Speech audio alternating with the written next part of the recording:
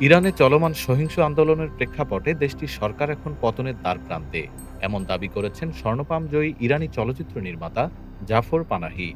তার মতে ব্যাপক জনবিক্ষোভ ও প্রতিরোধের মুখে ইসলামী প্রজাতন্ত্র আর ঘুরে দাঁড়াতে পারবে না।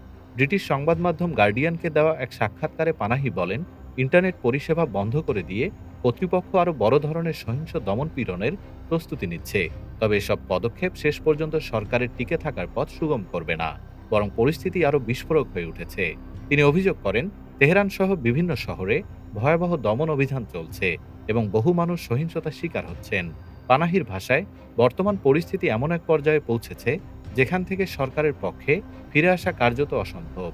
তিনি দৃঢ়ভাবে বলেন, ইরানে বর্তমান শাসন ব্যবস্থার পতন অবশ্যম্ভাবী। উল্লেখ্য, রাষ্ট্রবিরোধী কর্মকাণ্ডে জড়িত থাকার অভিযোগে ইরানের একটি আদালত জাফর পানাহিকে ১ বছরের কারাদণ্ড দিয়েছেন। পাশাপাশি তার ওপর ২ বছরের ভ্রমণ নিষেধাজ্ঞা এবং রাজনৈতিক ও সামাজিক সংগঠনে যুক্ত হওয়ার ওপর নিষেধাজ্ঞা আরোপ করা হয়েছে।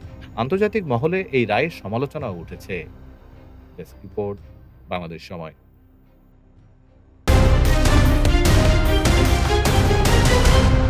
বাংলাদেশ সময়, সবার আগে দেশ।